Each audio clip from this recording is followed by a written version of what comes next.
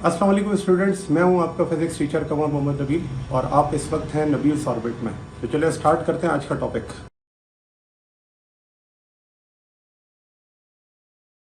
Principal of flotation help us to find. तो principle of flotation जो है वो आपको किस चीज को फाइंड करने में हेल्प आउट करता है? तो करेक्ट ऑप्शन है डेंसिटी। ये बात हम बुयंसी प्रिंसिपल के अंदर भी पढ़कर आए थे। तो डेंसिटी जो है वो इसका करेक्ट ऑप्शन है। बिकॉज प्रिंसिपल ऑफ फ्लोटेशन जो है वो डायरेक्टली रिलेट करता है किसको? डेंसिटी ऑफ एन ऑब्जेक्ट को। और इसके जरिए आप क्या कर सकते हैं? डेंसिटी रिलेटिव टू फ्लूइड क्या कर सकते हैं? कैलकुलेट कर सकते हैं। हमने ये बात पढ़ी थी कि अगर वेट ज्यादा हो तो या डेंसिटी ज्यादा हो तो वो ऑब्जेक्ट सिंक कर जाता है। अगर डेंसिटी ऑब्जेक्ट की कम हो तो वो फ्लोट करता है। और अगर डेंसिटी इक्वल हो जाए डेंसिटी ऑफ द फ्लूइड के तो फिर ऑब्जेक्ट वहीं फ्लोट करता है जिस जगह पर वो मौजूद है। ठीक है ना? ये आपके पास ऑप्शन है। दूसरा है according to Archimedes principle the upthrust of an object is equal to. तो आर्चिमिडीज प्रिंसिपल के मुताबिक जो अपथ्रस्ट है वो किसके बराबर होती है? तो वो बराबर होती है कि कितना वेट डिस्प्लेस हुआ है। Weight of the displace liquid, जितना ज्यादा वेट डिस्प्लेस होगा उतना ज्यादा अपथ्रस्ट फोर्स क्या होगी? अप्लाई होगी। ठीक है ना? ये बात भी हमने आर्चिमिडीज प्रिंसिपल के अंदर डिस्कस की। नेक्स्ट पे आ जाए। In the equation for Stokes law the sphere must be. तो स्फीयर क्या करना चाहिए? A moving with low non zero acceleration, moving with constant velocity. Correct option यहां पर क्या है? Moving with constant velocity. तो इस इक्वेशन स्टोक्स लॉ के अंदर जो स्फीयर है वो किस तरह मूव करना चाहिए? कांस्टेंट वेलोसिटी के साथ मूव करना चाहिए, तभी जाके आपका जो स्टोक्स लॉ है वो क्या होता है? एप्लीकेबल होता है। ठीक है? स्टोक्स लॉ को हम लिखते किस तरह से थे? तो उसे हम लिखते थे drag force is equals to 6 pi eta r v. तो यहां पर ये जो आपके पास v है ये क्या होना चाहिए? कांस्टेंट होना चाहिए स्टोक्स लॉ के लिए। फिर आ जाते हैं किस पर? Question number 4। कहते हैं two identical spherical drop of water are falling through air with a steady velocity of 20 centimeter per second. If the drops combine to form a single drop, what would be the terminal velocity of the single drop? देखिए ये बात मैंने आपको सिखाई है कि अगर हमें नंबर ऑफ ड्रॉपलेट्स पता हो और हमने क्या करनी हो? टर्मिनल वेलोसिटी निकालनी हो, तो उसके लिए मैंने आपको तरीका बताया था कि टर्मिनल वेलोसिटी यहाँ पे बराबर होती है n2/3 और टर्मिनल वेलोसिटी। यानी कि आपको पहले टर्मिनल वेलोसिटी पता है, सिर्फ नंबर ऑफ ड्रॉपलेट्स पता चलने हैं। तो यहाँ पर नंबर ऑफ ड्रॉपलेट्स कितने हैं? तो वो कहता है कि if the drop to identical spherical drops, इसका मतलब n की वैल्यू क्या हो गई? 2। यहाँ पर हम लिख देते हैं n इज इक्वल्स टू 2। ये है number of drops, number of drops. And जो इन ड्रॉपलेट्स की वेलोसिटी है, टर्मिनल वेलोसिटी, वो कितनी है? 20 सेंटीमीटर पर सेकेंड। 20 सेंटीमीटर पर सेकेंड। अब आप क्या कर देते हैं? इसके अंदर इसको सब्सटीट्यूट कर देते हैं। तो जब आप इसे सब्सटीट्यूट करेंगे तो जो टर्मिनल वेलोसिटी है वो किसके बराबर हो जाएगी? तो हम यहाँ पर लिख सकते हैं n की जगह पर 2 और ये है 2 की पावर 3। एंड देन यहाँ पर क्या लिख देते हैं? 20।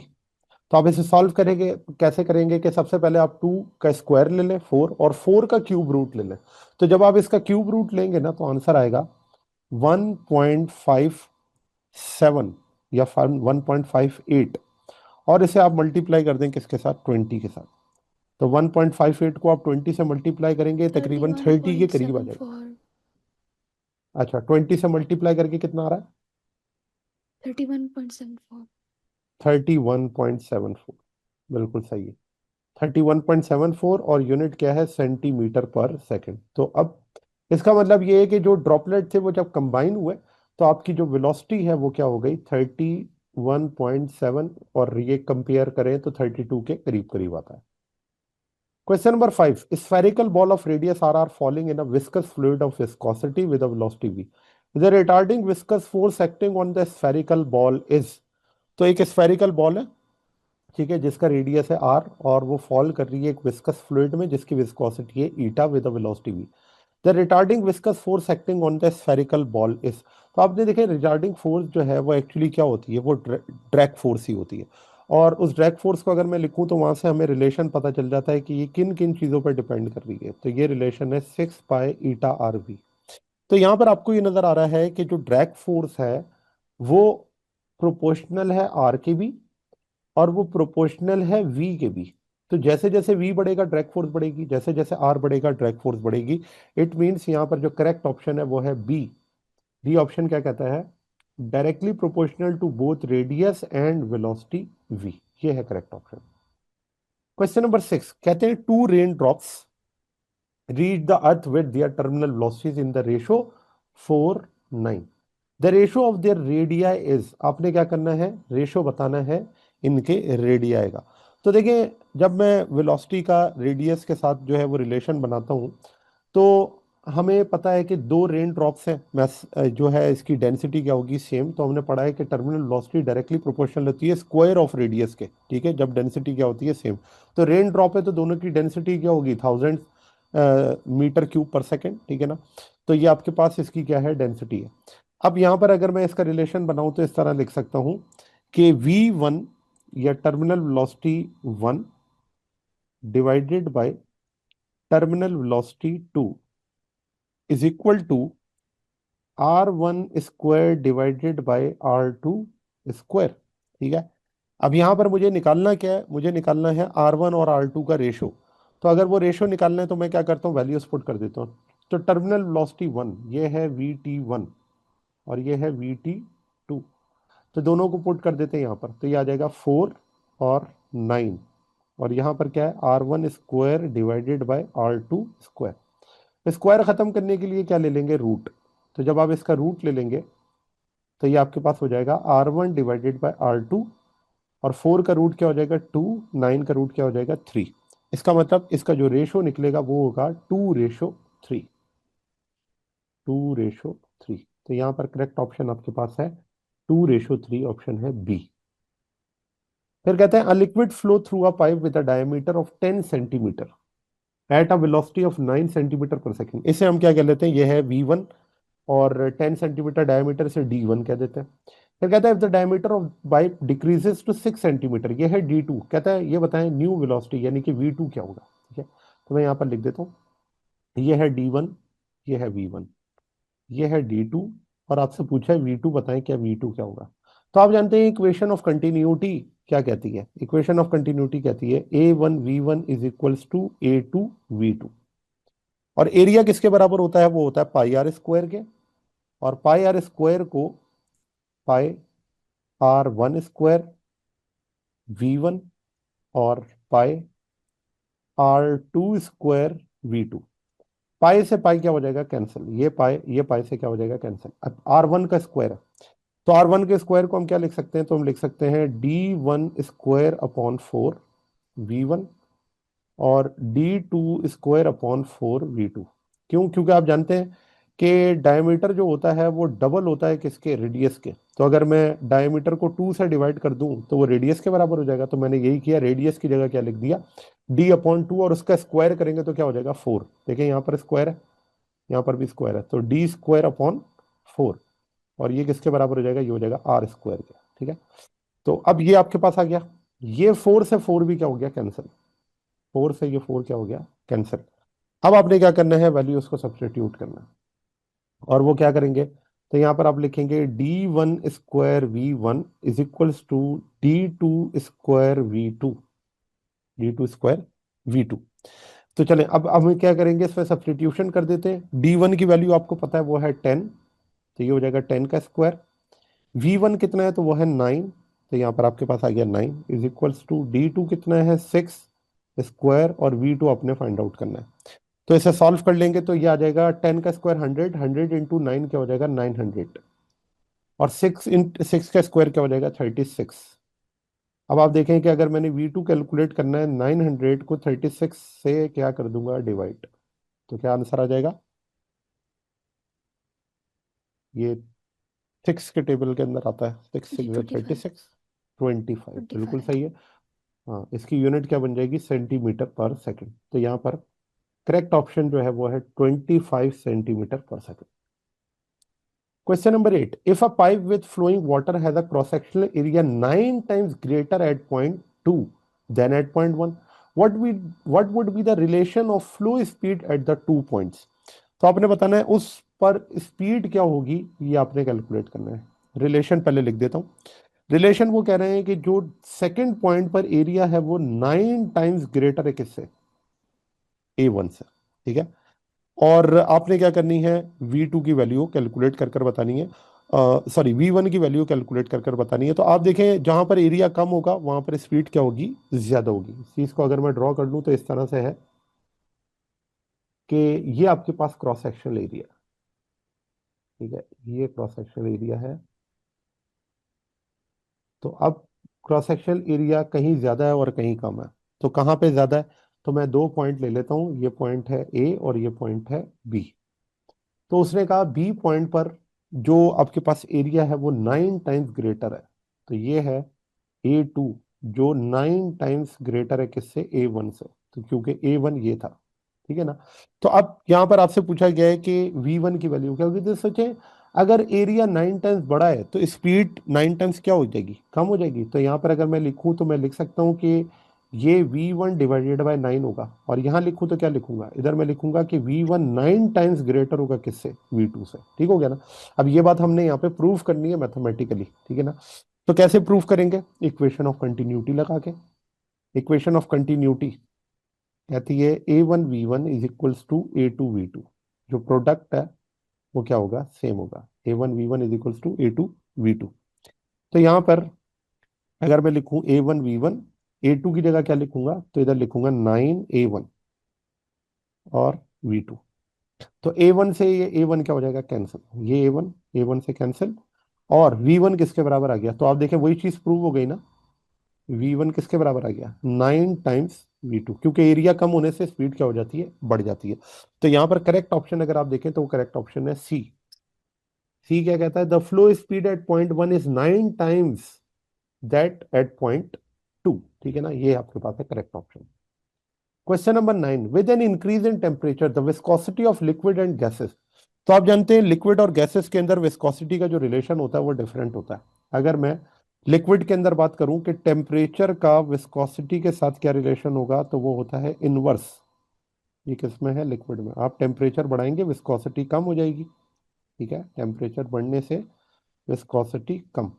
जबकि गैसेस के अंदर टेम्परेचर का विस्कोसिटी के साथ डायरेक्ट रिलेशन होता है, रेट ऑफ डिफ्यूजन की वजह से।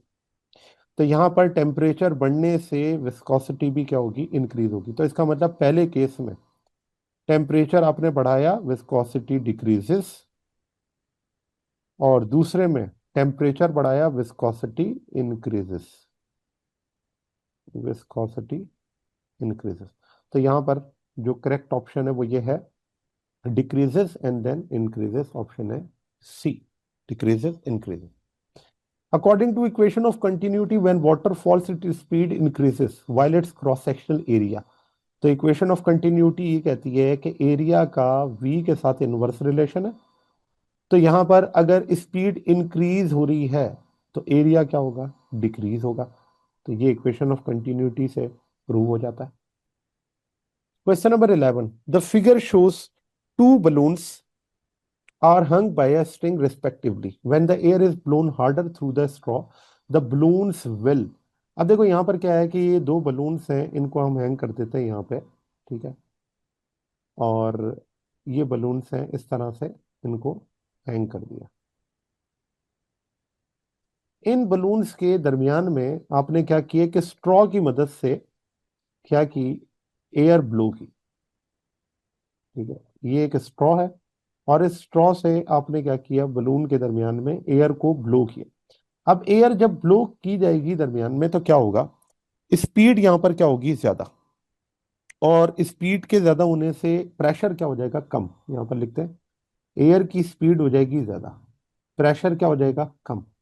जबकि जो सराउंडिंग का प्रेशर है वो इन बलून्स को दोनों साइड से क्या करेगा, पुश करेगा, और इसी वजह से इनके दरमियान का जो डिस्टेंस है वो क्या हो जाएगा, कम हो जाएगा। इन बलून्स के दरमियान का डिस्टेंस डिक्रीज कर जाएगा, ठीक है। तो क्यों डिक्रीज कर रहा है, क्योंकि स्पीड का प्रेशर के साथ क्या होता है, इनवर्स रिलेशन। ये बात हमने किस में पढ़ी, बर्नौली इक्वेशन में। स्पीड ग्रेटर है, प्रेशर स्मॉलर है, ठीक है ना। तो यहां पर हम ये लिख सकते हैं कि वो दोनों बलून से एक दूसरे के करीब आ जाएंगे। तो ऑप्शन है B, move closely to each other, दोनों एक दूसरे के नजदीक आ जाएंगे। Which will produce the greatest increase in flow velocity through a tube. तो कहते हैं कि कौन सी चीज जो है वो ज्यादा इंक्रीज कर देगी फ्लो वेलोसिटी को, यानी कि स्पीड को, through a tube. Having the tube radius, यानी कि रेडियस ऑफ जो ट्यूब है उसको हाफ कर दिया जाए तो क्या स्पीड बढ़ जाएगी, या फिर double the viscosity of liquid, या डबल द ट्यूब एरिया, या डबल द ट्यूब रेडियस। इसका मतलब हमने ये बात पढ़ी है कि इक्वेशन ऑफ कंटिन्यूटी कहती है कि एरिया और वेलोसिटी का प्रोडक्ट क्या होता है, वो सेम होता है और वो कांस्टेंट होता है। तो यहां पर अगर मैंने स्पीड को डिस्कस करना है तो वो कैसे करूंगा, speed is equals to constant over area, और एरिया बराबर होता है पाई आर स्क्वायर के।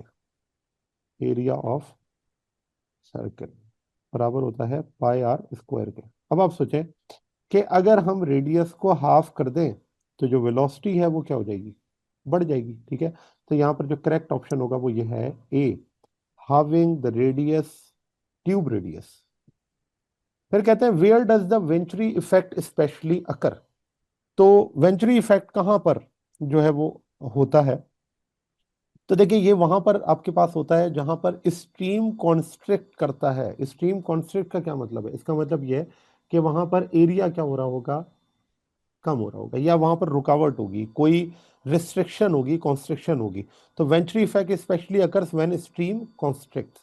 ये वेंचुरी इफेक्ट में हमने यही बात पढ़ी थी कि स्पीड जो होती है वो डिपेंड करती है डेंसिटी पर और प्रेशर डिफरेंस के ऊपर। ठीक है ना। लास्ट पॉइंट है, the end of a hose has a diameter of 4 centimetre. तो यहां पर आपको क्या क्या गिवन है, आपको गिवन है डायमीटर d1।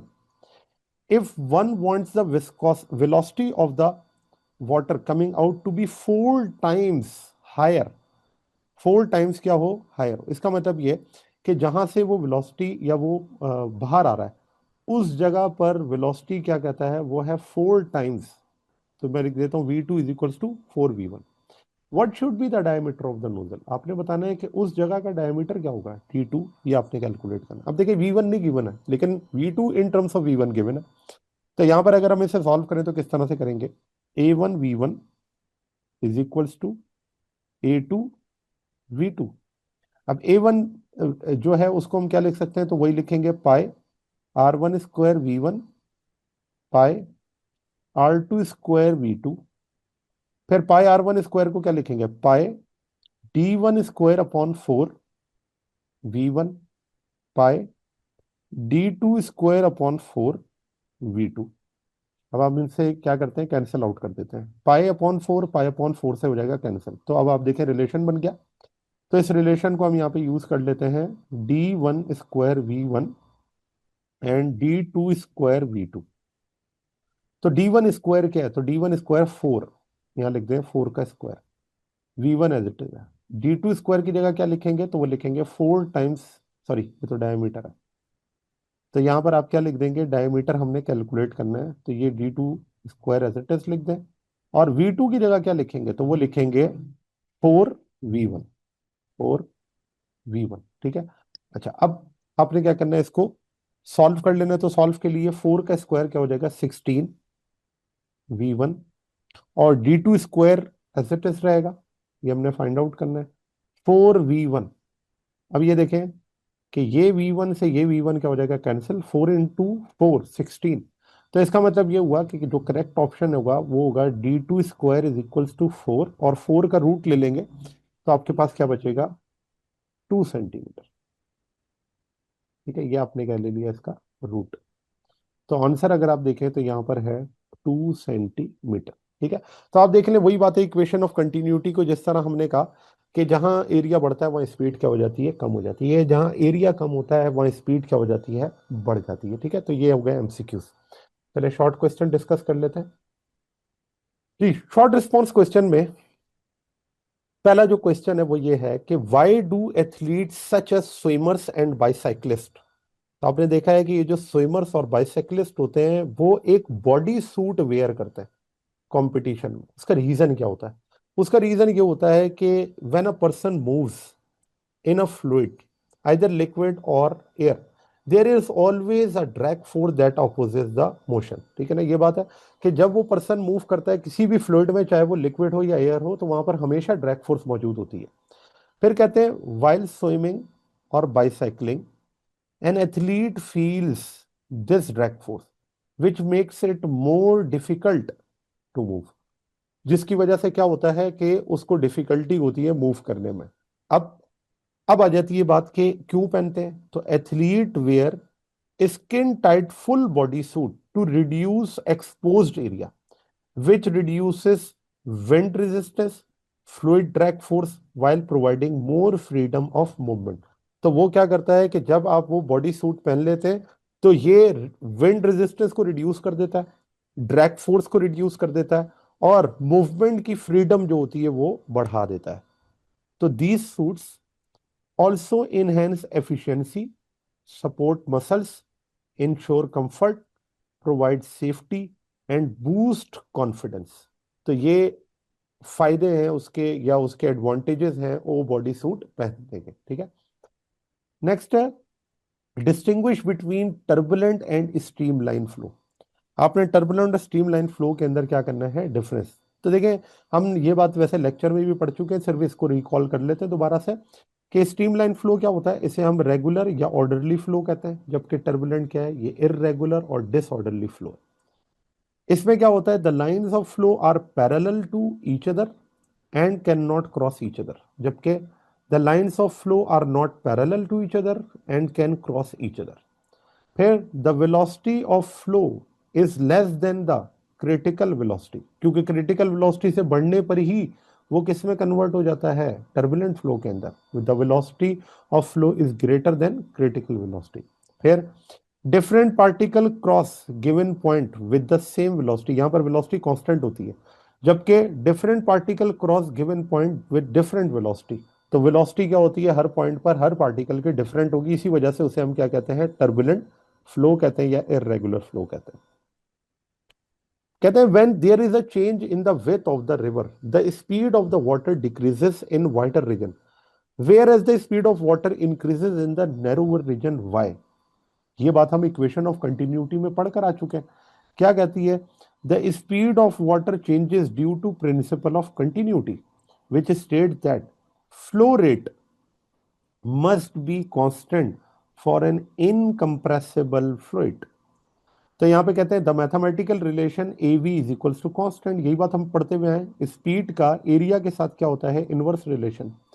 तो in wider region the area is greater, so the speed of water is smaller, and the narrower region the area is smaller, so the speed of water is greater.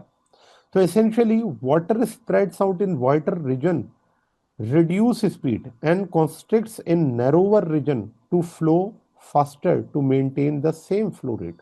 ठीक है, तो जहां पर आपके पास area ज्यादा होगा वहां पे स्पीड कम होगी, जहां पर एरिया कम होगा वहां स्पीड क्या होगी, ज्यादा होगी। This is according to principle of continuity.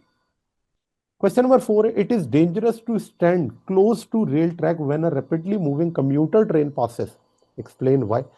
इस का आंसर हमें बर्नौली रिलेशन बताती है, और वो क्या कहती है, speed of fluid is high, pressure will be low. ये बात हम पढ़ते हैं, स्पीड का प्रेशर से क्या है, इनवर्स रिलेशन। स्पीड अगर ज्यादा होगी फ्लूइड की, तो जो प्रेशर होगा वो क्या हो जाएगा, कम हो जाएगा। ठीक है, where the speed is low pressure will be high. अगर स्पीड लो होगी तो प्रेशर क्या हो जाएगा, हाई हो जाएगा। ठीक है ना, ये बात भी है, where the speed is low pressure will be high. फिर अगला, when a fast moving train passes, when a fast moving train passes the speed of air between the train and the person increases causing the pressure in that gap to decrease. तो अब देखें, जब fast moving train पास करती है तो जो air की speed है between the train and the person वो क्या करती है, इंक्रीज करती है। जाहिर सी बात है कि उसके डायनेमिक प्रेशर की वजह से एयर भी क्या करेगी, स्पीड अप हो जाएगी, और इसके स्पीड अप होने से जो प्रेशर है बिटवीन द गैप वो क्या हो जाएगा, डिक्रीज। अब उसके डिक्रीज होने से क्या होगा, जो सराउंडिंग का प्रेशर है वो उस पर्सन को पुश करेगा टूवर्ड्स द ट्रेन, गिरने के चांसेस होंगे। तो यहां पर लिखते हैं the speed of air behind the person remains low meaning the pressure there is high. तो जो पर्सन के बैक साइड पर एयर मौजूद है वो तो ज्यादा है, ठीक है ना, वो सॉरी वो स्पीड कम है, और स्पीड कम होने से प्रेशर क्या है, ज्यादा है। दिस क्रिएट्स, और इसकी वजह से क्या होगा, एक नेट फोर्स क्रिएट होगी acting from high pressure area behind the person towards the low pressure area which can cause the person to fall towards the train। तो वो क्या करेगा, वो उस बंदे को पुश करेगा ट्रेन की तरफ और उसे इंजरीज हो सकती है। Question number 5, verify that pressure has units of energy per unit volume. तो आपने ये प्रूव करना है कि जो प्रेशर है उसकी जो यूनिट होती है वो किसके बराबर है, वो एनर्जी पर यूनिट वॉल्यूम के इक्वल होती है। तो देखिए इस चीज को कैसे प्रूव करेंगे, तो सबसे पहले यूनिट ऑफ प्रेशर, यहां पर आपको नजर आ रहा है कि यूनिट ऑफ प्रेशर क्या होता है, पास्कल, ठीक है ना। प्रेशर के फार्मूले से हमने यहाँ पर लिख दिया न्यूटन पर मीटर स्क्वायर। मैं यहाँ पर आपको अलग से भी इसको सॉल्व करके बताता हूँ कि जो प्रेशर है वो बराबर है फोर्स पर यूनिट एरिया के। तो प्रेशर की जगह आप क्या लिखेंगे, प्रेशर है पास्कल, और ये पास्कल किसके बराबर है, फोर्स न्यूटन पर मीटर स्क्वायर। न्यूटन को आप क्या लिख सकते हैं, तो न्यूटन आप लिख सकते हैं kilogram metre per second square, और यहां पर क्या है, मीटर स्क्वायर। तो ये मीटर स्क्वायर ऊपर चला जाएगा तो लिखा जाएगा kilogram per metre per second square, ठीक है। ये आपके पास क्या हो गई, प्रेशर की यूनिट की, जो कि यूनिट ऑफ प्रेशर। अब आ जाएं किस पे, कि energy per unit volume, energy per unit volume. क्या एनर्जी पर यूनिट वॉल्यूम भी इसी के इक्वल आएगा, तो कैसे प्रूव करेंगे, तो एनर्जी को हम क्या लिखते हैं, एनर्जी होती है जॉउल्स, वॉल्यूम क्या होता है, मीटर क्यूब। तो जॉउल्स को हम क्या लिख सकते हैं, kilogram metre square per second square divided by metre cube. Metre cube ऊपर चला जाएगा तो ये लिखा जाएगा kilogram per metre per second square. तो अगर आप देखें, क्या ये दोनों यूनिट सेम नहीं हो गई, कि जो प्रेशर की यूनिट है वो एनर्जी पर यूनिट वॉल्यूम के क्या आ गई, इक्वल हो गई, ठीक है ना। यही बात हमने बर्नौली इक्वेशन के अंदर भी पढ़ी थी कि वो तीनों क्या थे, वो प्रेशर थे। तो यहां पर यही बात है कि since base units are identical, pressure is verified to have units of energy per unit volume, ठीक है। चलिए क्वेश्चन नंबर 6, कहते हैं a pressure bottle or atomiser sprays a fluid from inside the bottle when it is pressed. How does the fluid rise up in the vertical tube in the bottle?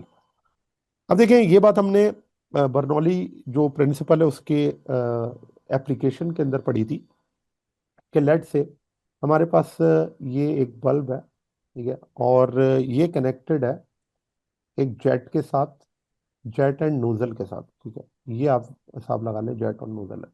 अच्छा, यहाँ पे जो है वो एक pipe है जो कि कनेक्टेड है किसके साथ, बॉटल के साथ, और बॉटल के अंदर क्या है, परफ्यूम है। तो ये हम ड्रॉ कर लेते हैं। तो अब इसके अंदर क्या है कि ये स्प्रे है या जो भी आपके पास लिक्विड मौजूद है, और यहाँ पर ये जो आपके पास नोजल है वो इसका यहाँ तक आ जाता है, ठीक है। अब क्या होता है कि जब ये बलून को प्रेस किया जाता है, ये आपके बलून को प्रेस करने से जो एयर है उसकी स्पीड बढ़ जाती है, ठीक है ना। इस पाइप के अंदर एयर या जेट के अंदर स्पीड या होती है इंक्रीज। स्पीड के इंक्रीज होने से इस जगह का प्रेशर क्या हो जाता है, डिक्रीज, और प्रेशर डिक्रीज होने से इस लिक्विड के ऊपर प्रेशर अप्लाई होता है जो लिक्विड को राइज करता है अपवर्ड, और लिक्विड जब राइज करके ऊपर आता है तो फिर ये इस नोजल में से पास होता है और फाइन स्प्रे में क्या हो जाता है, कन्वर्ट हो जाता है, ठीक है ना। तो यहां पर अगेन अगर देखा जाए तो क्या अप्लाई हो रहा है, यहाँ पे अप्लाई हो रहा है बर्नौली इक्वेशन, जो क्या कहता है, स्पीड बढ़ेगी तो प्रेशर क्या होगा, कम होगा। यहाँ पर आप पढ़ लेते हैं, लिखा हुआ है an atomiser is a device that releases fine sprays of liquid. यही बात आपको बताई कि फाइन स्प्रे ऑफ लिक्विड यहाँ पर क्या करते हैं, बनते हैं। The lower end of a vertical tube is dip in the liquid. तो लोअर एंड ये है, ये डिप हुआ हुआ लिक्विड के अंदर, and upper end is attach to a jet, और अपर एंड क्या है, अटैच हुआ हुआ है जेट के साथ। The atmospheric pressure acts on the liquid inside the storage bottle. जो एटमॉस्फेरिक प्रेशर है वो एक्ट होता है लिक्विड के इनसाइड स्टोरेज बॉटल के अंदर। When the bulb is pressed, air flows through the jet at high speed creating low pressure. The liquid rises in the vertical tube from high pressure bottle towards the low pressure moving stream of air and ejects as fine mist of droplets।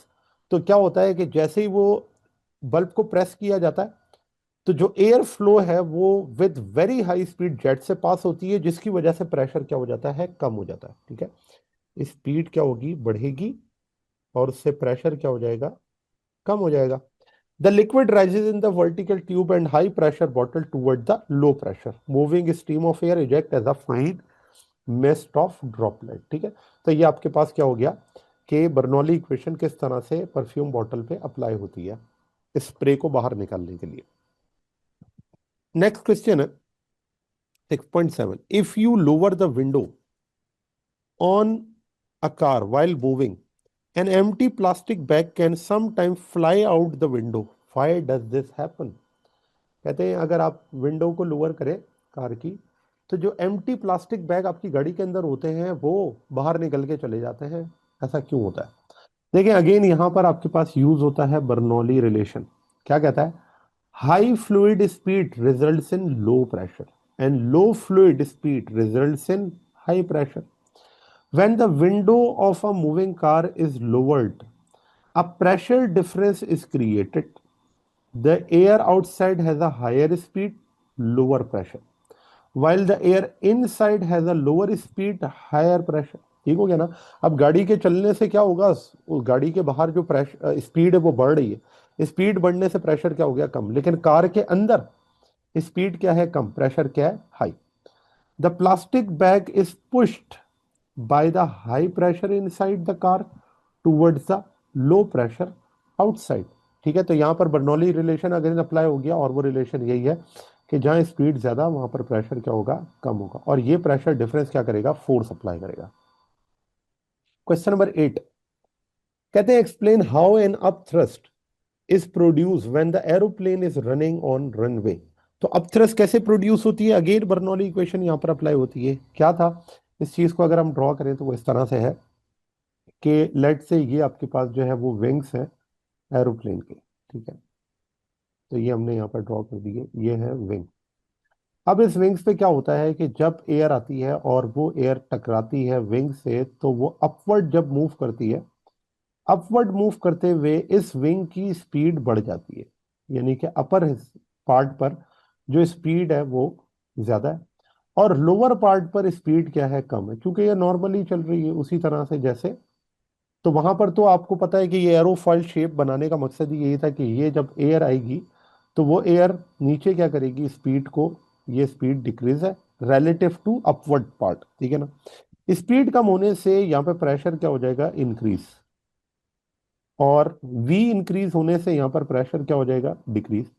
अब आप देखें कि यहाँ पर एक क्या हुआ, pressure difference create हो गया, और वो प्रेशर डिफरेंस क्या करेगा, वो प्रोवाइड करेगा लिफ्टिंग फोर्स, और वो लिफ्टिंग फोर्स इस विंग को अपवर्ड क्या करेगी, मूव करेगी। ठीक है ना? यहां पर आपको क्या मिलेगी, लिफ्टिंग, और इस लिफ्टिंग की वजह से ही एरोप्लेन क्या करता है, मूव। तो अगर आप देखें यहाँ पे क्या हुआ है, यहाँ पे प्रिंसिपल अप्लाई हुआ है, स्पीड का प्रेशर के साथ क्या है, इनवर्स रिलेशन है। यही चीज तो हम पढ़ रहे हैं। तो according to Bernoulli relation, higher fluid speed creates low pressure. The wind is designed to deflect air so that streamlines are closer together on the upper side than the lower side। तो streamlines क्या हो जाती है, वहां पे करीब करीब हो जाती है, एरिया कम होने से स्पीड क्या हो जाती है, बढ़ जाती है। Air flows faster on the upper side creating lower pressure at the top of the wing। Pressure remains higher below the wing resulting in a net upward force lifting। तो इस वजह से क्या होता है, प्रेशर जो होता है वो हाई से लो की तरफ फोर्स एक्सर्ट करता है, that force is lifting force, और इसी वजह से एरोप्लेन मूव करता है अपवर्ड। क्वेश्चन नंबर 9 है why does a ball placed in a vertical air jet becomes suspended.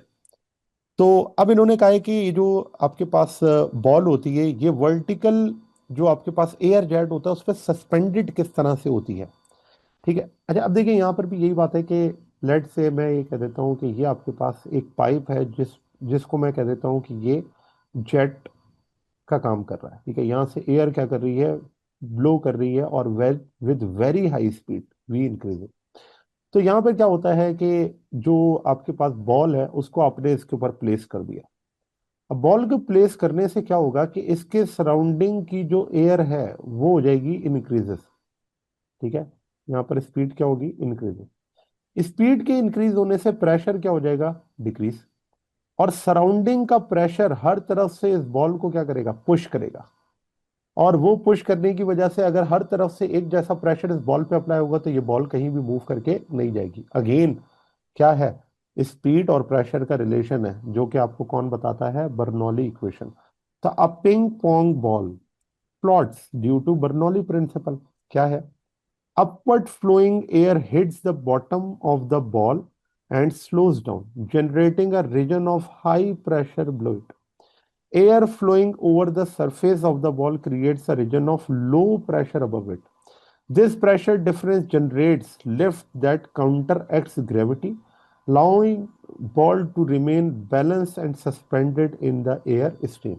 तो ये अपवर्ड और डाउनवर्ड में भी प्रेशर डिफरेंस क्रिएट होगा, जिसकी वजह से वो ग्रेविटी को क्या कर लेगी, काउंटर बैलेंस कर लेगी। ठीक है, सराउंडिंग के लिए भी यही है कि वो सराउंडिंग में क्यों नहीं जाएगी और नीचे क्यों नहीं आएगी, उसकी वजह यही है कि नीचे की स्पीड ज्यादा है, अपवर्ड स्पीड कम है, प्रेशर डिफरेंस क्रिएट होगा जो इसे क्या करेगा, बैलेंस कर लेगा। क्वेश्चन नंबर 10 है, how can you increase flow velocity of water in a rubber pipe by squeezing. तो देखें, रबर पाइप को जब आप स्क्वीज कर देते हैं, स्क्वीज करने से क्या होता है, एरिया कम हो जाता है। एरिया कम होने से वेलोसिटी क्या हो जाएगी, बढ़ जाएगी। तो यहाँ पर इक्वेशन कौन सी अप्लाई हो रही है, इक्वेशन ऑफ कंटिन्यूटी, जो ये कहती है एरिया और वेलोसिटी इनवर्सली प्रोपोर्शनल है। तो हम यहाँ पर लिख सकते हैं the speed of liquid is inversely proportional to cross sectional area. So when you squeeze a rubber pipe, you decrease its cross-sectional area. As a result, the speed of outgoing water increases. ये तो बहुत simple सा concept है कि garden में पानी देते हुए पाइप को अगर आप चाहते हैं कि पानी जो है वो उसकी स्पीड बढ़ जाए, तो आप क्या करते हैं, इस पाइप के आगे अंगूठा लगा लेते हैं। अंगूठा लगाने से क्या होता है कि इसकी जो स्पीड होती है वो क्या कर जाती है, इंक्रीज। क्यों, क्योंकि एरिया को कम करने से स्पीड क्या होती है, बढ़ जाती है। Equation of continuity. Last question है जी, what is meant by superfluid, how is superfluid made. तो सुपर फ्लूइड जो है वो एक ऐसा फ्लूइड है जिसमें जीरो विस्कोसिटी होती है, कोई रेजिस्टेंस मौजूद नहीं होती इसी लेयर्स के दरमियान में। तो it is a state of matter where a liquid flows with zero viscosity, moving without resistance or energy loss. तो superfluid exhibits extraordinary behavior such as climbing container walls or flowing through microscopic pores. Liquid helium की example है, becomes a superfluid at extremely low temperature below 2.16 Kelvin due to quantum mechanical effects like Bose-Einstein condensation। और ये हमारा formative topic के अंदर है। तो super fluid नाम से ही पता चल रहा है ये ऐसा फ्लूइड है जो सबसे बेस्ट है। क्यों बेस्ट है, क्योंकि इसकी विस्कोसिटी नहीं है, तो इसी वजह से इसे हम क्या कहते हैं, सुपर फ्लूइड कहते हैं। ठीक है, तो ये आपके यहाँ पर जाकर जो है वो short questions wind up start करते हैं। कैलकुलेटर सबके पास रखें, तो ये है कि साथ साथ चीजों को सॉल्व करते जाएगा तो आपकी प्रैक्टिस हो जाएगी। चलिए, पहला क्वेश्चन है, the terminal speed of a small fog droplet in air is found to be 2.98 metre per second. तो यहाँ पर अगर आप देखें तो हमें डेटा क्या गिवन है, तो हमें इन्होंने दे दी है सबसे पहले स्पीड, और कौन सी स्पीड है, टर्मिनल स्पीड, और वो है 2.98 मीटर और मिलीमीटर पर सेकंड है। तो मिलीमीटर पर सेकंड को हम क्या लिख सकते हैं, इसे हम लिख सकते हैं 2.98 मिली को मैं लिख देता हूं एक्सपोनेंट -3 मीटर पर सेकंड। ठीक है, यह है टर्मिनल वेलोसिटी। उसके बाद कहते हैं कोफिशिएंट ऑफ विस्कोसिटी। तो यहां पर जो कोफिशिएंट ऑफ विस्कोसिटी है वो है 1.9 exponent -5 kilogram per metre per second, coefficient of viscosity. फिर कहते हैं कि और ये किसकी है, fog droplet in air is found to be. तो इसका मतलब अगर मैं इस ड्रॉप की बात करता हूँ, वाटर ड्रॉप की जो डेंसिटी होती है वो होती है 1000 kilogram per metre cube, 1000 kilogram per metre cube. ठीक है, अब आपसे क्या पूछते हैं, आपसे ये पूछते हैं कि find out the radius of droplet. आपने क्या करना है, रेडियस कैलकुलेट करना है उस ड्रॉपलेट का। तो देखिए, इसको कैलकुलेट करने के लिए हम इसमें टर्मिनल वेलोसिटी की इक्वेशन को इस्तेमाल कर सकते हैं। और टर्मिनल वेलोसिटी इक्वल होती है 2 ρg r square divided by 9 eta. ठीक है। तो यहां से अगर आपने आर कैलकुलेट करना है, इस इक्वेशन को रीअरेंज करेंगे तो वो इक्वेशन बन जाएगी आर इज इक्वल्स टू, तो 9 ईटा मल्टीप्लाई हो जाएगा वीटी के साथ और बाकी सारी चीजें डिवाइड हो जाएंगी वीटी के साथ। तो क्या लिख सकते हैं, इसको हम लिखेंगे 9 ईटा वीटी डिवाइडेड बाय 2 ρg। और स्क्वायर खत्म करने के लिए क्या ले लेंगे, ठीक हो गया, फार्मूला बन गया। अब इस फार्मूले में क्या करेंगे आप, वैल्यूज की सब्स्टिट्यूशन करेंगे और इसे आप सॉल्व करेंगे। तो ये आ जाएगा 9, ईटा की जगह क्या आ जाएगा 1.9 एक्सपोनेंट -5 वीटी। तो टर्मिनल वेलोसिटी कितनी है 2.98 एक्सपोनेंट -3 डिवाइडेड बाय 2 ρ की जगह क्या आ जाएगा 1000 और जी की जगह क्या आ जाएगा 9.8। तो यहां से आप क्या करें, आर की वैल्यू फाइंड आउट कर लें, क्या आ जाएगी 5.09 multiply 10 - 6. 5. 09 multiply 10 power -6. ठीक हो गया 10 पावर -6। और ये इक्वेशन आपके पास किस में होगी, या रेडियस मीटर में होगा। तो ये हमारे पास आ गया इसका रेडियस। नेक्स्ट क्वेश्चन है, क्वेश्चन में कहते हैं कि water is flowing at a velocity of 2 metre per second. तो वाटर जो है वो फ्लो करता है 2 मीटर पर सेकेंड। तो यहां पर हम लिख देते हैं v is equals to 2 metre per second through a hose with an internal diameter of 1.6 centimetre. तो अब यहां पर अगर इसको मैं कह दूं v1 है, ये है d1, 1.6 सेंटी को लिख सकते हैं एक्सपोनेंट -2 मीटर। ठीक है। फिर आगे कहते हैं what is the flow rate in litres पर सेकेंड। आपने बताना है कि फ्लो रेट क्या होगा, यानी कि v upon T flow rate, ये आपने क्या करना है कैलकुलेट। और उसके बाद कहते हैं कि the fluid velocity in the hose nozzle 15 metre per second, what is the nozzle inside diameter. तो अब उन्होंने दूसरी साइड पे आपको डायमीटर का पूछा है। अगर उस डायमीटर की वजह से उसकी जो वेलोसिटी है वो कितनी हो 15 मीटर पर सेकेंड। ठीक हो गया। तो यहाँ पे अगर आप देखें तो ये इस तरह से है कि अगर यहाँ पर हम इसको शॉर्ट में एक ड्रॉ कर लें इसकी डायग्राम को, तो वो इस तरह से होगी कि लेट से मेरे पास एक होज है और उसमें डायमीटर्स आपको नजर आ रहे हैं कि ये डायमीटर्स क्या है, डिफरेंट है। तो ये आपके पास जो है इसके अंदर क्या है डायमीटर। तो पहला अगर देखा जाए तो डायमीटर क्या है, ये है d1। और जो दूसरा डायमीटर है वो क्या है d2। पहले डायमीटर पे अगर मैं कहूं कि ये वैल्यू है 1.6 सेंटीमीटर, तो v1 कितना है, वो है 2 मीटर पर सेकेंड। अब अगर स्पीड बढ़ रही है और वो 2 से बढ़ के 15 हो गई, तो स्पीड बढ़ने का मतलब डायमीटर क्या होना चाहिए, कम। कितना कम होगा, ये चीज अपन ने क्या करनी है इसके अंदर कैलकुलेट करनी है, d2 क्या होगा। और दूसरा हमने ये भी कैलकुलेट करना है कि इस फायर होस में से कितना फ्लो रेट होगा, ये भी आपने क्या करना है कैलकुलेट करना है। तो देखिए, इक्वेशन ऑफ कंटिन्यूटी लगा के हम फ्लो रेट तो कैलकुलेट कर सकते हैं, कैसे, क्योंकि हमें डायमीटर और स्पीड एक साइड की पता है। तो जो फ्लो रेट इसके एक साइड पर होगा, मैं कह देता हूँ ये पॉइंट 1 और ये पॉइंट है 2, तो वही फ्लो रेट 2 पर होगा। तो अगर हम कैलकुलेट करें इसको सबसे पहले फर्स्ट पार्ट में, तो फ्लो रेट फर्स्ट पार्ट में कैसे कैलकुलेट करेंगे, flow rate volume upon time is equals to A1 V1। अब A1 क्या है, तो उसे हम लिखते हैं πr1 square V1। πr1 square को क्या लिख सकते हैं, πd1 square divided bye 4V1। ठीक है ना, क्योंकि रेडियस डायमीटर का हाफ होता है। तो स्क्वायर करूंगा तो d1/4 हो जाएगा। ठीक है। अब आप क्या करेंगे, इसकी वैल्यूज को सब्स्टिट्यूट करेंगे। पाई क्या है 3.14 है, diameter 1.6 exponent -2 whole square and divided by 4। और V1 कितना है, तो V1 की वैल्यू है 2।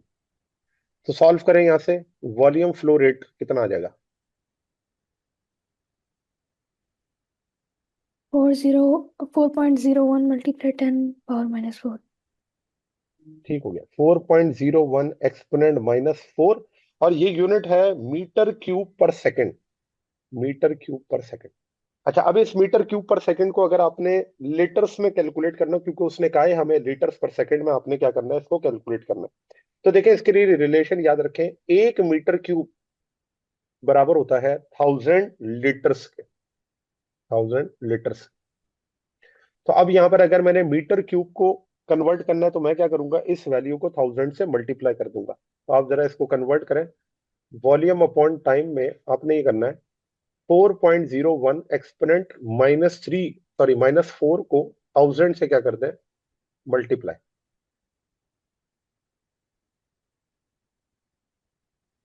तो वॉल्यूम अपॉन टाइम किसके बराबर आ जाएगा? 4.01 एक्सपोनेंट -1 के। और एक्सपोनेंट -1 को मैं ये भी लिख सकता हूँ 0.4।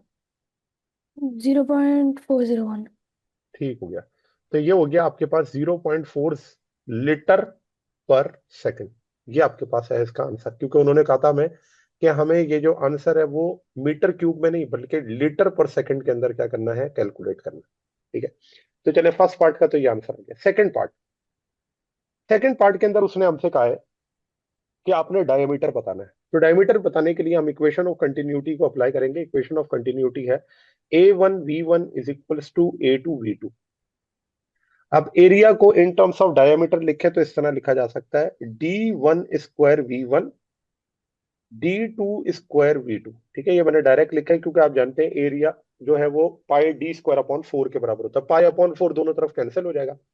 अब यहां से अगर D2 की वैल्यू निकालनी है तो फार्मूला आपके पास रीअरेंज कर होके ऐसे आ जाएगा, D1 square V1 divided by V2, और ये आ जाएगा अंडर रूट में। तो यहां पर आपके पास क्या आ जाएगा, D2।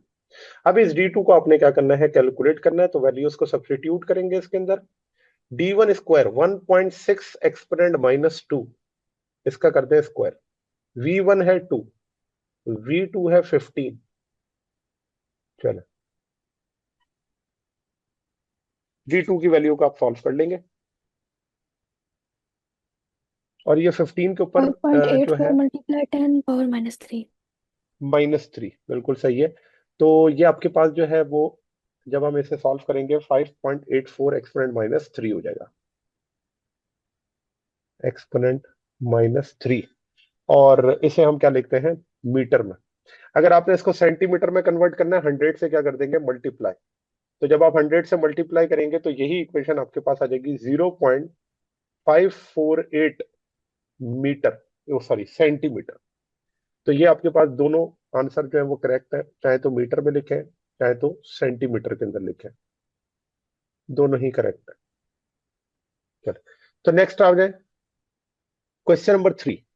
कहते हैं blood is pump from the heart at a rate of 5 litres पर मिनट। तो यहाँ पे डेटा सबसे पहले हम लिख लेते हैं इसका। तो यहाँ पर आपके पास सबसे पहले उन्होंने क्या आपको बता दिया, 5 लीटर्स पर मिनट का मतलब वॉल्यूम फ्लो रेट है, V/T। वो है 5 लीटर्स पर मिनट। अब इसे अगर आप मीटर क्यूब पर सेकंड में कन्वर्ट करें तो कैसे करेंगे, तो देखें, 5 लीटर्स, तो हमने ये पढ़ा है कि 1 मीटर क्यूब में 1000 लीटर्स होता है। तो इसका मतलब ये होगा कि अब इस लीटर्स को मीटर क्यूब में कन्वर्ट करना है, 1000 से क्या करेंगे, डिवाइड, और 60 से क्या कर देंगे, मल्टीप्लाई। तो ये आपके पास किस में आ जाएगा, मीटर क्यूब पर सेकंड के अंदर। या यूं भी कह सकते हैं हम कि लीटर्स को मीटर क्यूब में लाने के लिए आप क्या करें, 0.001 से क्या करते हैं, मल्टीप्लाई, और डिवाइड कर दें मिनट, तो मिनट 60 सेकंड के इक्वल है। तो यहां से ये आपके पास कन्वर्ट किस में हो जाएगा, मीटर क्यूब पर सेकंड में। इसको मल्टीप्लाई कर लें, 5 × 0.001 डिवाइडेड बाई 60।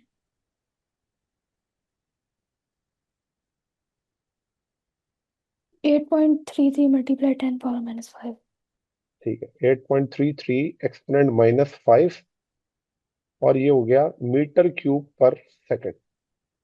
उसके बाद कहता है radius of pipe.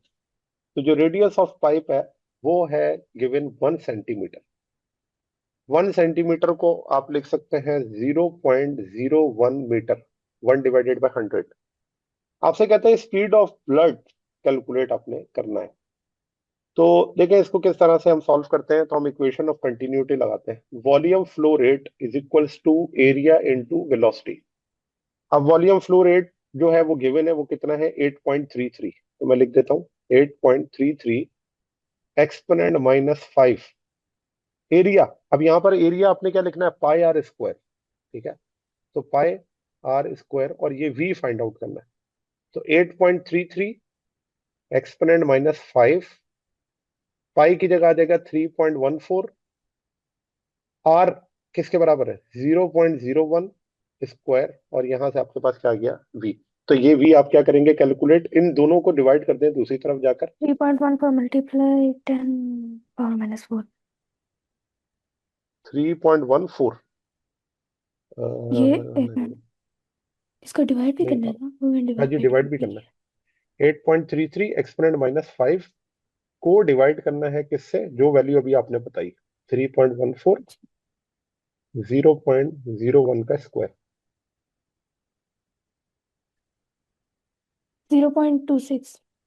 0.26 metre per second. और इसको अगर हम 100 से मल्टीप्लाई करेंगे तो ये हो जाएगा 26। आगे 0.26 के आगे कुछ और है। अब जी मिनट, 0.26 आगे क्या है।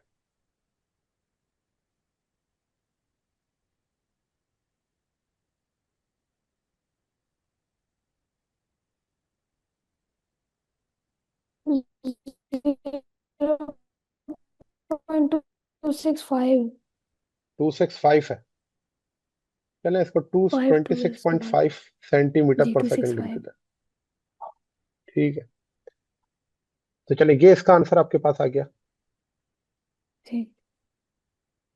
चलो नेक्स्ट 6.4 कहते हैं water flows through a pipe whose internal diameter is 4 centimetre. तो अब आपने, आपको इसने क्या दिया हुआ है, इंटरनल डायमीटर दिया हुआ है और वो डायमीटर है D1। उसकी वैल्यू कितनी है 4 सेंटीमीटर। इसे हम लिख सकते हैं 0.04 मीटर। ठीक है D1। उसके बाद कहता है कि at speed of 2 metre per second, और उसकी स्पीड है 2 मीटर पर सेकेंड। फिर कहते हैं what should be the diameter of the nozzle. Diameter क्या होगा अगर जो स्पीड है उसमें से वो कितनी हो 4 मीटर पर सेकेंड। अब आपको एक बात तो ये पता चल गई है कि स्पीड बढ़ रही है। अगर स्पीड कम बढ़ रही है तो इसका मतलब डायमीटर कम होना चाहिए। तो अब वो डायमीटर 4 सेंटीमीटर से कितना हो जाएगा, ये हमने क्या करना है फाइंड आउट। तो क्या करेंगे, इक्वेशन ऑफ कंटिन्यूटी। तो इक्वेशन ऑफ कंटिन्यूटी को इन टर्म्स ऑफ, अगर मैं डायमीटर लिखूं तो हमें पता है इसको हम लिखते हैं D1 square V1, D2 square V2। तो पहले क्वेश्चन के अंदर भी यही हमने किया था। तो अगर मैंने D2 को कैलकुलेट करना है तो क्या मैं डायरेक्ट लिख सकता हूँ इसको D1 square V1 divided by V2। और यहाँ पर आपके पास क्या आ जाता है अंडर रूट। तो ये आपके पास हो जाता है D2। अब आप D2 को क्या कर लेंगे कैलकुलेट, वैल्यू सब्सटीट्यूट करके। D1 0.04 square, V1 2 and V2 4। जी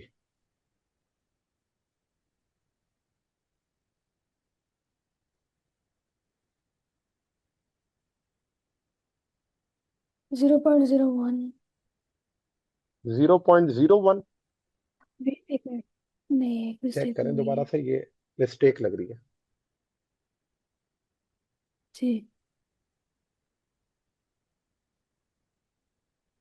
0.02 8 0.022 और के आगे क्या है 8। 8 है, बिल्कुल सही है। अब इसको आप 100 से अगर मल्टीप्लाई करेंगे तो आंसर सेंटीमीटर में आ जाएगा, क्योंकि क्वेश्चन में भी सेंटीमीटर में गिवन है। तो हम लिख सकते हैं कि ये आपके पास क्या हो जाएगा 2.8 सेंटीमीटर। 0.82।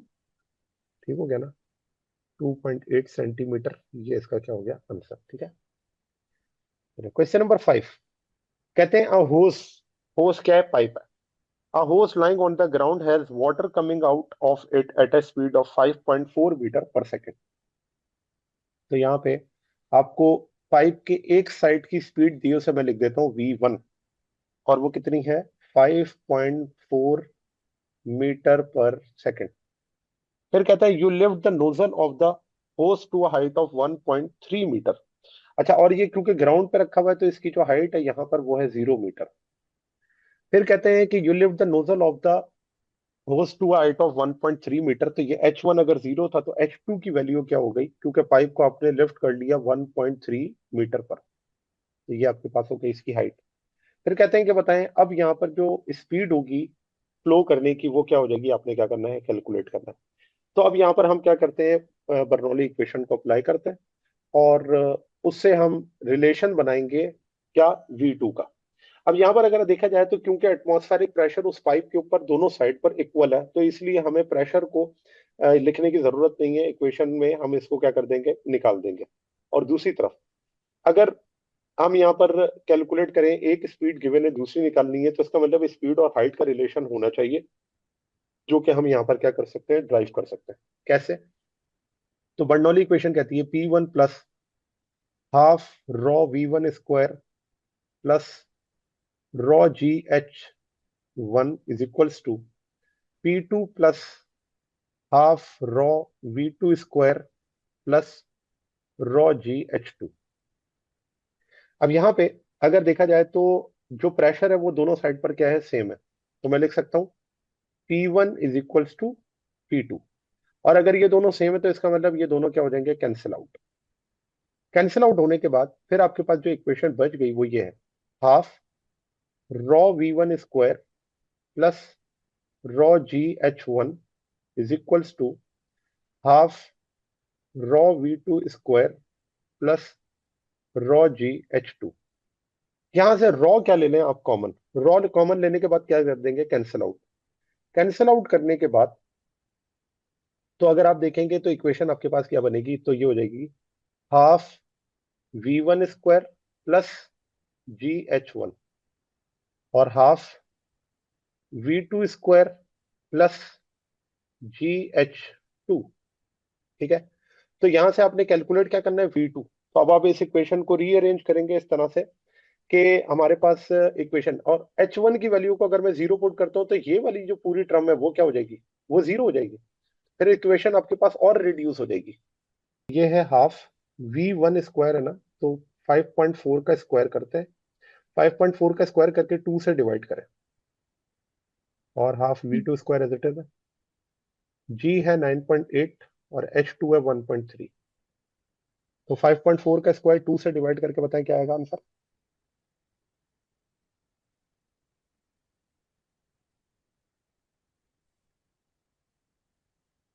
14.58। ठीक है, 14.58। ठीक है। अच्छा, दूसरी तरफ 9.8 और 1.3 को मल्टीप्लाई करें। 12.74। अच्छा, 12.74 को इधर माइनस करवा दें, 12.74।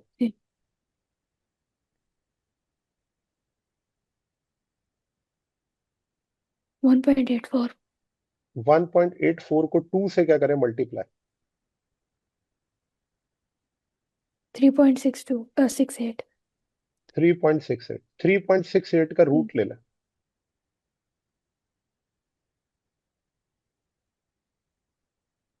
1.9। अब गुड, आ गया। अब ये आ गया आंसर सही। ठीक है बोला, जी।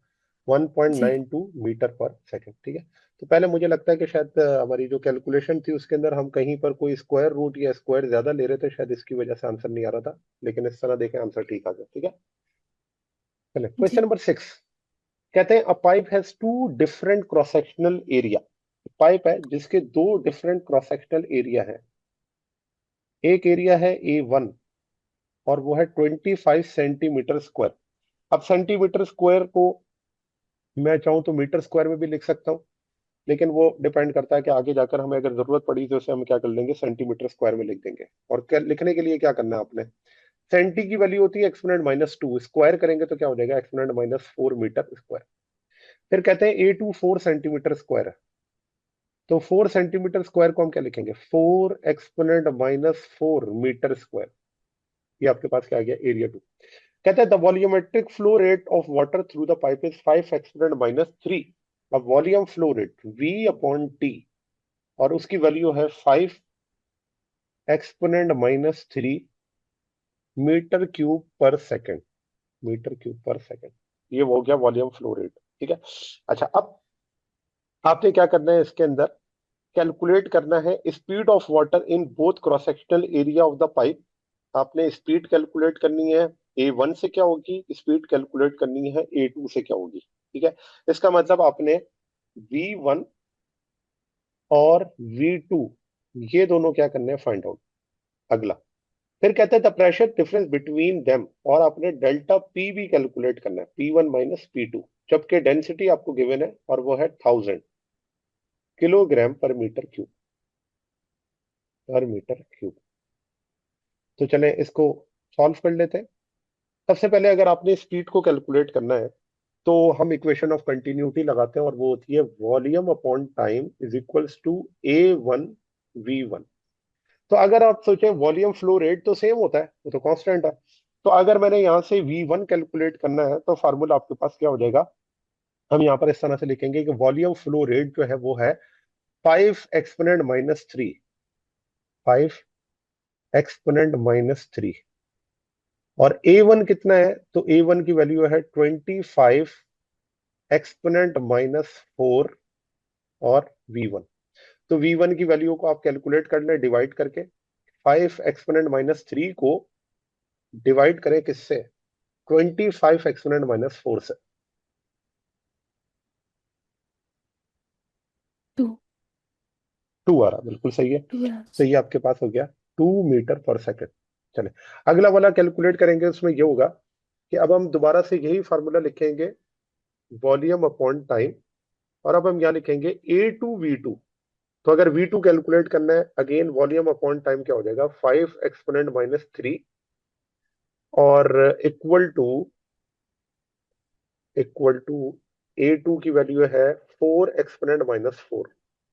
4 एक्सपोनेंट माइनस 4। तो V2 कैलकुलेट करने के लिए आप क्या करेंगे, 5 एक्सपोनेंट माइनस 3 को डिवाइड कर देंगे 4 एक्सपोनेंट माइनस 4 से। जी।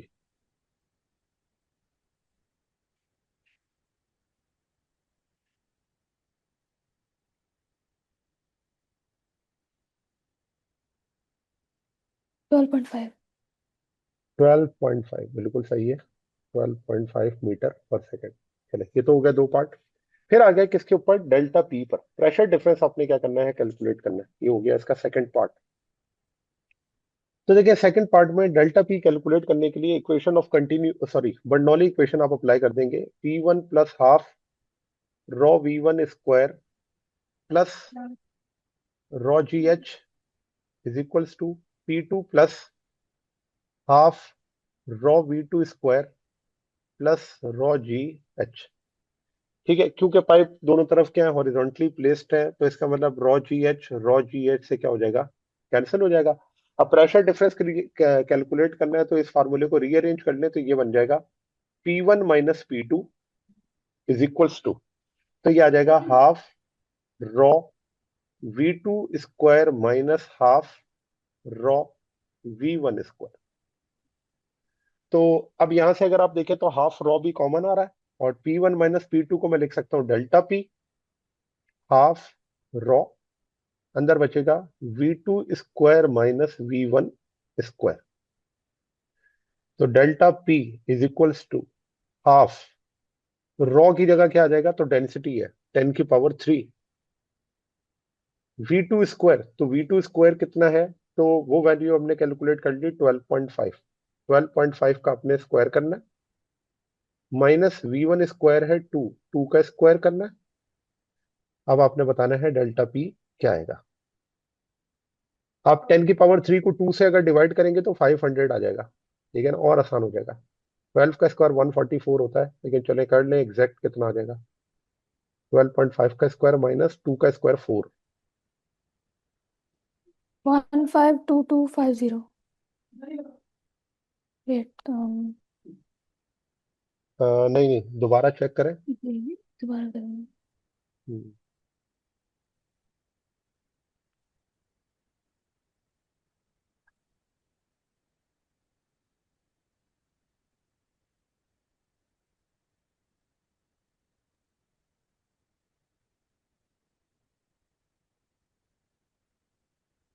76125। हाँ जी बिल्कुल, 76125 यही आ रहा है।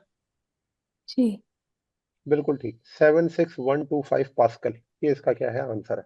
इसे आप चाहें तो 7.6 एक्सपोनेंट 4 भी लिख सकते हैं, जो कि आपकी बुक का आंसर है। ठीक है, जी।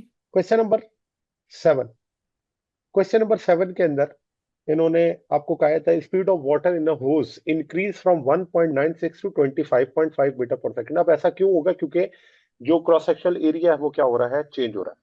तो यहाँ पर अगर हम इसका जो है वो डेटा लिखें तो वो इस तरह से होगा कि एक साइड पर जो इसकी इनिशियल स्पीड है v1, वो कितनी है, वो है 1.96 मीटर पर सेकंड, और दूसरे एंड पर इसकी स्पीड है 25.5 metre per second, going from hose to the nozzle. अब आपने क्या करना है, कैलकुलेट करना है pressure in the hose given that the absolute pressure in the nozzle is 1.01 exponent 5। अब ये आपको जो है उसने प्रेशर बता दिया है दूसरे एंड पर P2, और वो कितना है 1.01 एक्सपोनेंट 5 पास्कल। और आपसे पूछते हैं ये बताएं कि इनिशियल प्रेशर क्या होगा। ये P1 पर आपने प्रेशर क्या करना है, कैलकुलेट करना है, दूसरे एंड पर प्रेशर आपको क्या है, गिवन है। अब देखिए, इसको सॉल्व करने के लिए इक्वेशन ऑफ जो बर्नौली है वो हम अपने यहाँ पर अप्लाई कर सकते हैं। और ये पाइप क्योंकि हॉरिजॉन्टली रखा हुआ है तो एच की तो इक्वेशन लगाने की जरूरत नहीं है। P1 plus half rho V1 square plus rho GH1 is equals to P2 plus half rho V2 square plus rho GH2। ठीक है, अब यहाँ पर H1 और H2 दोनों क्या है, सेम है, तो इसलिए ये दोनों तो हो जाएंगे कैंसिल आउट। कैंसिल आउट होने के बाद जो आपके पास इक्वेशन आ जाएगी, उस इक्वेशन को अगर हम लिखें तो इस तरह से लिख सकते हैं कि P1 माइनस P2, ये आपने ले लिया इसका डिफरेंस, और दूसरी तरफ आ जाएगा half rho V2 square minus V1 square. ठीक है, ये आपके पास क्या आ गई, इसकी इक्वेशन बन गई। अब P1 माइनस P2, तो माइनस P2 दूसरी तरफ जाके क्या हो जाएगा, plus P1 is equals to P2 plus half rho V2 square minus V1 square. ठीक है, तो अब आपने क्या करना है, इसके अंदर वैल्यूज को सब्स्टिट्यूट करना है और P1 की वैल्यू को कैलकुलेट करना है। तो मैं यहाँ पर सब्स्टिट्यूशन कर देता हूँ। P1, P2 की वैल्यू कितनी है 1.01 एक्सपोनेंट 5 प्लस हाफ की जगह क्या आ जाएगा 0.5। रॉ कितना है, तो वो डेंसिटी ऑफ वाटर है, कितनी होती है 1000, और V2 स्क्वायर, तो V2 स्क्वायर है 25.5, 25.5 का स्क्वायर कर लें माइनस V1 1.96 स्क्वायर। ठीक है जी, इसको सॉल्व करें जरा।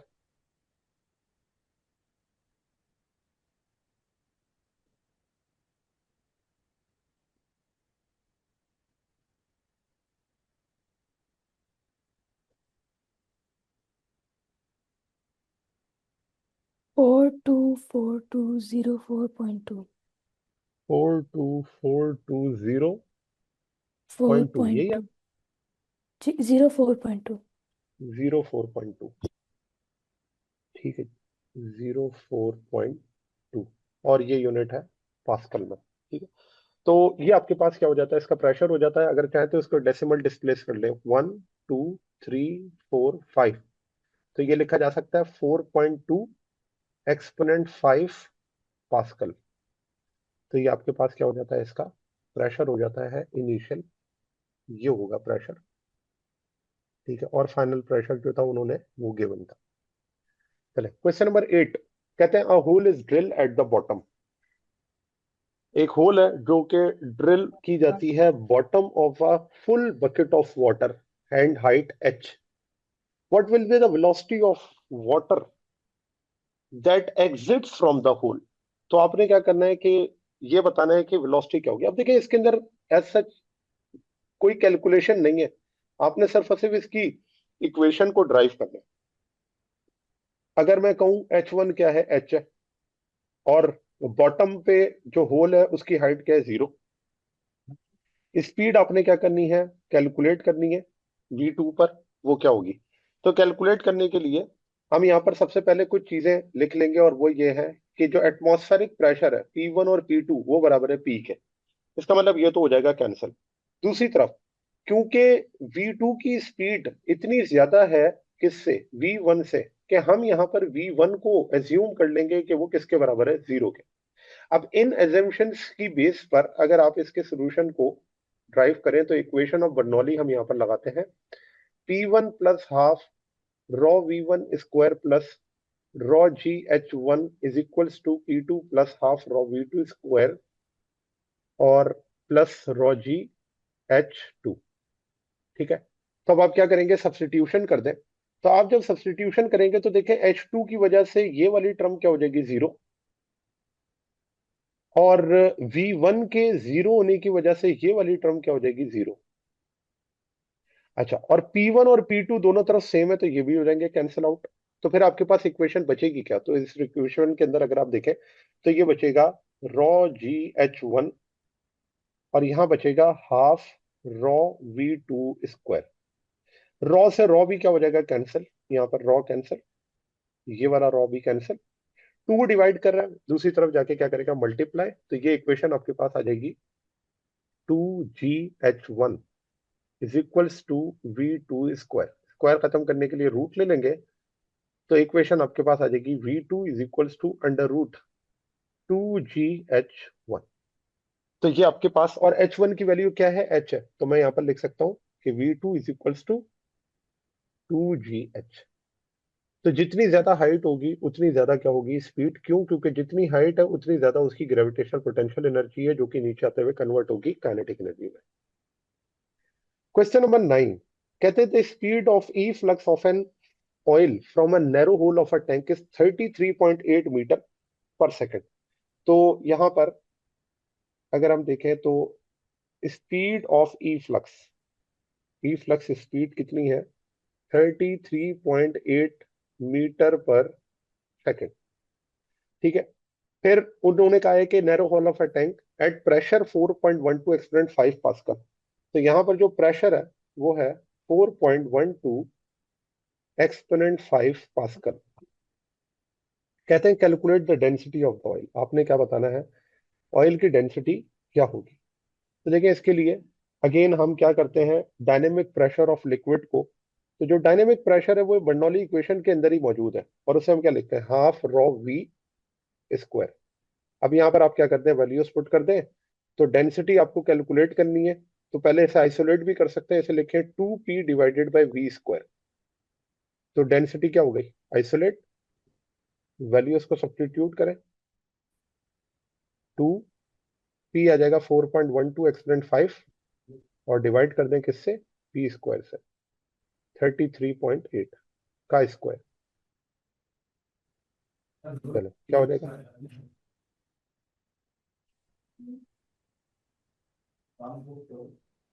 1.3। ठीक है ना। चलो, तो क्वेश्चन नंबर 10 क्वेश्चन है, if the speed of air across the top and bottom of a small aeroplane wing is 30 metre per second and 20 metre per second respectively, calculate the pressure difference between the top and bottom of wings if density is 1.29 kilogram per metre cube for air. तो आपको एक aeroplane नजर आ रहा है, और उस aeroplane के अंदर इन्होंने क्या किया हुआ है कि टॉप और बॉटम पे एरोप्लेन के स्पीड आपको दी हुई है। तो मैं यहाँ अगर इसका डेटा लिखूं तो डेटा इस तरह से हम बना सकते हैं कि जो टॉप ऑफ द विंग है उस पर स्पीड है V1, और वो वैल्यू है 30 मीटर पर सेकेंड। और जो बिलो द विंग है वहां पर उसकी स्पीड कितनी है, वो है 20 metre per second, 20 metre per second.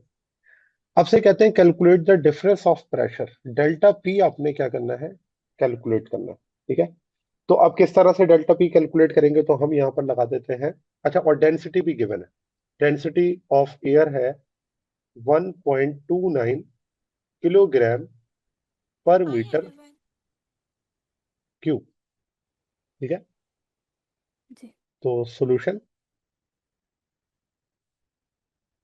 इसके अंदर हमने एक बर्नौली इक्वेशन लगानी है, P1 plus half rho V1 square plus rho GH1 is equals to P2 plus half rho V2 square plus rho GH2। ठीक है, अब देखें कि H1 और H2 तो दोनों क्या है, सेम है, क्योंकि विंग्स की जो हाइट है वो दोनों साइड पर क्या है, सेम हॉरिजॉन्टल है ना दोनों। तो इसका मतलब ये होगा कि इस फैक्टर में से रॉ GH1 और रॉ GH2 तो हो जाएंगे कैंसिल आउट। कैंसिल आउट होने के बाद अब हम क्या कर लेते हैं, इस फार्मूले को रीअरेंज करके लिख लेते हैं। और अगर मैं इसको इस तरह से लिखूं कि P1 माइनस P2, या इसको हम इस तरह से लिख देते हैं कि P2 माइनस P1 कर लेते हैं, क्योंकि स्पीड जो है वो इसी तरह से रिप्रेजेंट हुई है।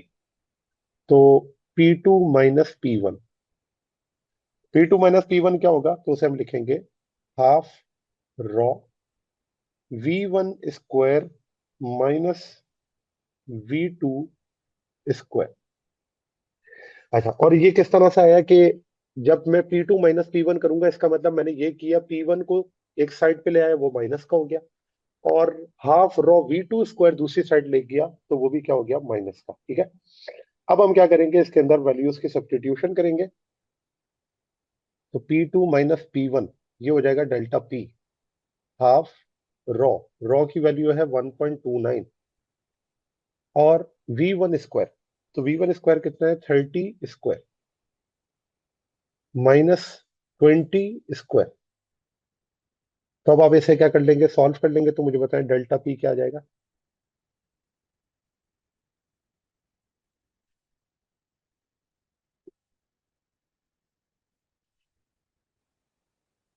322.5. Wait. 322.5, ठीक हो गया, 322.5, और यूनिट क्या है, पास्कल। तो ये आपके पास जो है वो डेल्टा P का आंसर आ जाता है। ठीक है, चलिए लास्ट क्वेश्चन है, क्वेश्चन नंबर 11। कहते हैं an empty metrological balloon has weight 80 newton.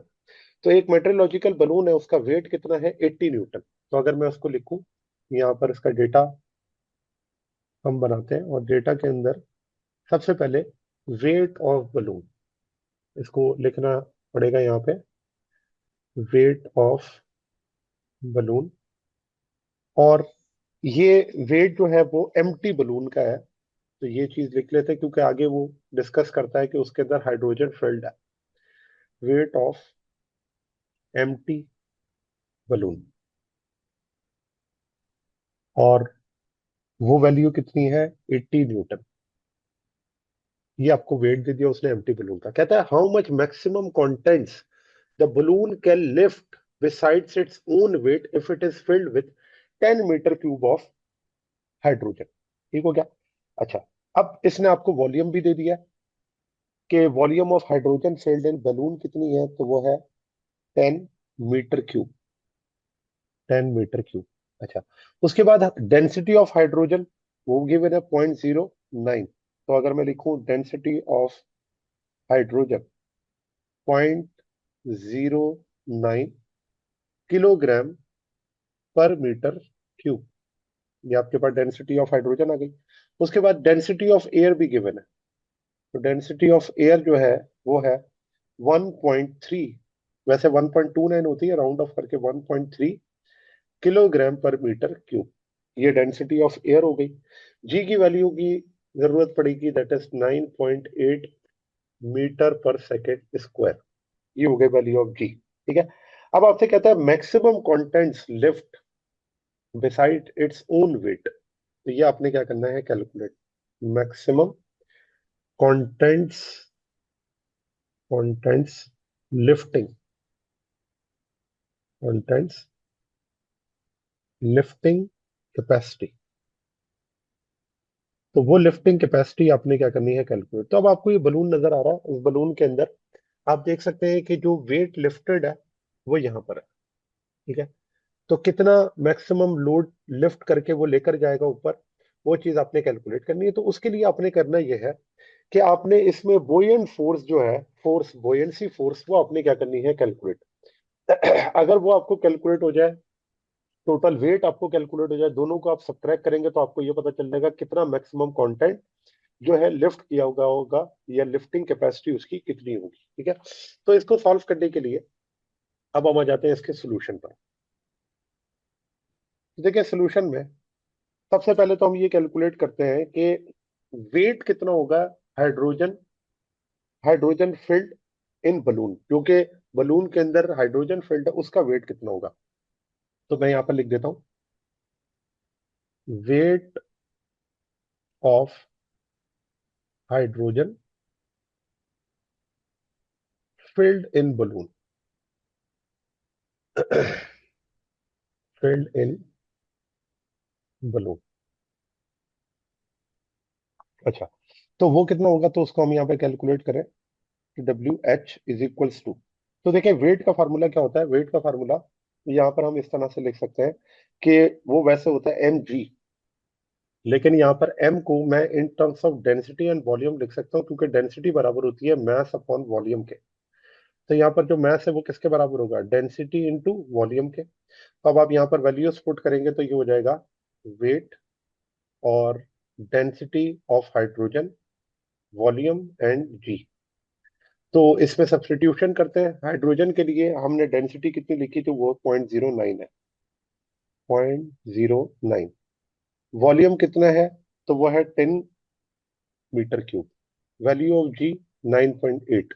तो यहां से आप क्या कर लेंगे, वेट निकाल लेंगे हाइड्रोजन का, कितना आ जाएगा,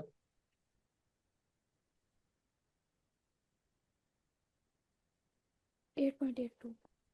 8.82, बिल्कुल सही है, 8.82 न्यूटन। ठीक है। अच्छा, अब ये तो हमारे पास आ गया वेट ऑफ हाइड्रोजन फिल्ड, जो भी बलून के अंदर हाइड्रोजन फिल्ड है उसका वेट कितना है। अब अगर मैं ये देखूं कि उस टोटल बलून का जो वेट है वो कितना हो जाएगा, जब उसमें हाइड्रोजन और वेट ऑफ बलून दोनों को हम क्या करेंगे, ऐड करेंगे। तो टोटल वेट ऑफ बलून लिख सकते हैं, टोटल वेट ऑफ बलून। तो उसे हम लिखेंगे इस तरह से कि total weight is equals to weight of hydrogen plus weight of balloon. तो वेट ऑफ बलून और हाइड्रोजन, हाइड्रोजन का वेट हमने क्या निकाला 8.82, जबकि बलून का जो वेट है वो कितना था 80, ये हमें गिवन था। तो दोनों को आप ऐड कर देंगे तो ये हो जाएगा 88.82 न्यूटन। तो ये आपके पास आ गया टोटल वेट। ठीक है। अच्छा, अब टोटल वेट आपने निकाल लिया, तो अब हम ये भी निकाल लेते हैं कि कितनी जो फोर्स है, जिसे हम बोयंसी फोर्स कहते हैं, वो अपवर्ड डायरेक्शन में अप्लाई हो रही है। ठीक है। तो बोयंसी फोर्स निकालने के लिए मैं यहाँ पर इसको सॉल्व करता हूँ कि buoyancy force of air, B U buoyancy force of air, force of air on balloon, on balloon in upward direction, in upward direction. तो कितनी फोर्स जो है वो अपवर्ड डायरेक्शन में अप्लाई होगी इस बलून के ऊपर, तो उसे हम कैसे लिख सकते हैं, तो उसे हम इस तरह से लिखते हैं कि बुoyant फोर्स इज इक्वल्स टू, अब एम जी है तो एम जी की जगह हम क्या लिखेंगे, एयर की डेंसिटी, वॉल्यूम और ग्रेविटी। तो डेंसिटी ऑफ एयर वो कितनी होती है 1.29, इसे आपने 1.3 लिखा था डेटा में। वॉल्यूम कितना है 10, क्योंकि वॉल्यूम ऑफ बलून यही है, और ग्रेविटी है 9.8। तो अब आप इन तीनों को मल्टीप्लाई करके बताएंगे कि बुoyant फोर्स कितनी होगी।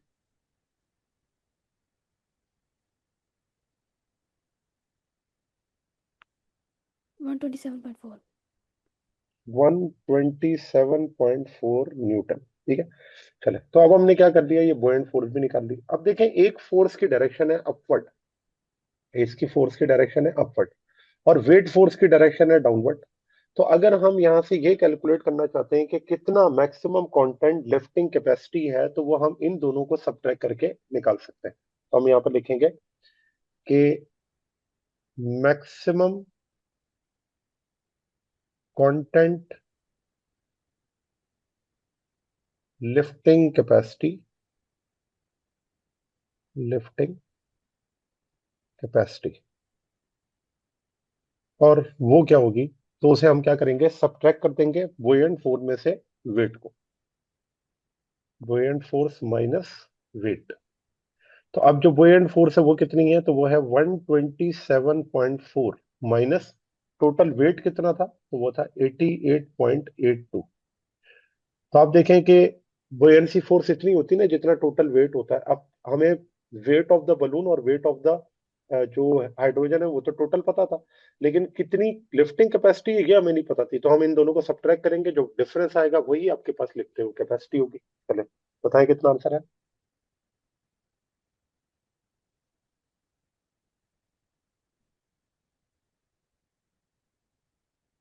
जी, लिफ्टिंग 1038.58। 103 नहीं, 127 में से 88 जाएगा तो ये तो कोई 35 37। 38.58। हाँ जी, वन एक्स्ट्रा किया था। 38.58, और यूनिट क्या है, न्यूटन। ठीक है, तो ये आपके पास जो है वो लिफ्टिंग कैपेसिटी आ गई उस मेट्रोलॉजिकल बलून की। ठीक है जी स्टूडेंट्स, तो ये था आज का हमारा टॉपिक। उम्मीद है आपको टॉपिक समझ आया होगा। अगर आप नबील्स ऑर्बिट में रहना चाहते हैं तो सब्सक्राइब करें, और नई आने वाली वीडियोस के लिए बेल आइकन प्रेस करें। Thank you very much. अल्लाह हाफिज़।